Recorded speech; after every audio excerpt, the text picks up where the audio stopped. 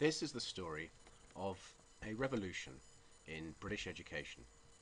And it all starts with a very unlikely looking revolutionary, Sir Peter Gershon, who conducted a review of efficiency in government spending and managed to save the government more than £26 billion.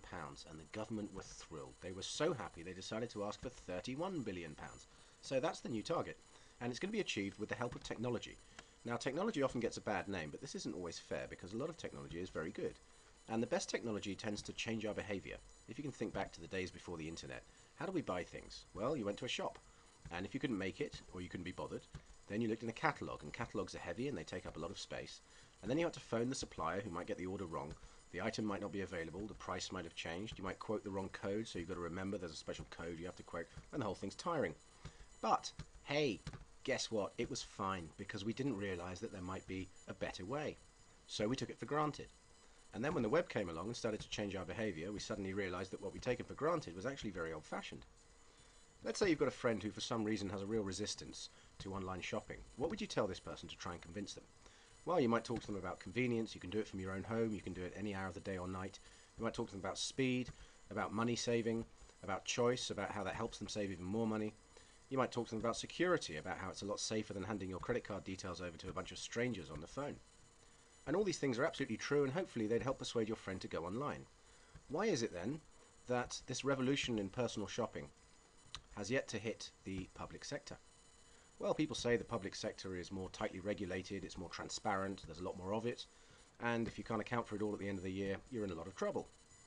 Well, speaking of accounting, it costs £41 to resource a single transaction. That's over and above the cost of the thing you're buying. That's a shocking amount of money, and it all starts when the teacher scribbles an order for something they want on a scrap of paper. Then they get it run across the school to the bursar's office, often getting kids to do it, which is ironic because we normally teach kids that passing notes is bad. And then the bursar has to look in a catalogue, they have to phone the supplier and all the rest of it. And then there's the data entry. Now you can tell this picture's posed because she's happy. What's she smiling at? She's not smiling at this. Everybody hates data entry. But wait, it gets worse, because when teachers do their own procurement, you fall into a black hole. They could go to a dodgy supplier, pay an outrageous price, and the first thing the bursar knows about it is when the bill comes. It just complicates everything. So how are we going to revolutionise this? Well, it's very simple.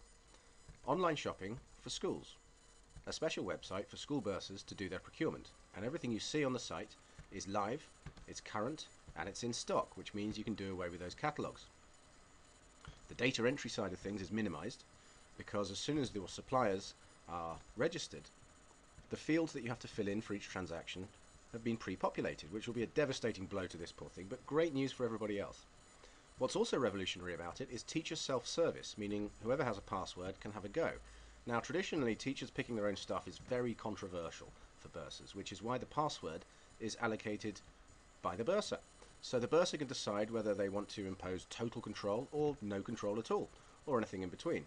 And for teachers who do have access to the system, they do their own browsing without being furtive about it, and then when they place their order, the order goes through to the bursar first for electronic authorization.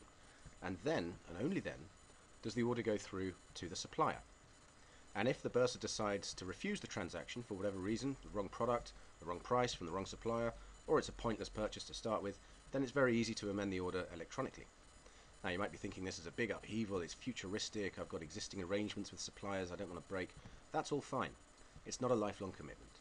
Just in the same way that you can buy books online or you can go to a bookseller, you can choose to do as few transactions or as many transactions on the system as you like. And the more you do, the more you see it's convenient, it's fast, it saves you money, and it's just as secure as the existing system. Now the really good news is it's completely free for schools, because the more schools are using it, the more economies of scale we'll achieve, and push that £41 transaction cost down, and hopefully achieve our £31 billion savings target. You don't have to be a software genius to do it, so if you fancy having a go, simply go to procserve.com/solutions/open, and the nice people at Procserve will help you get set up.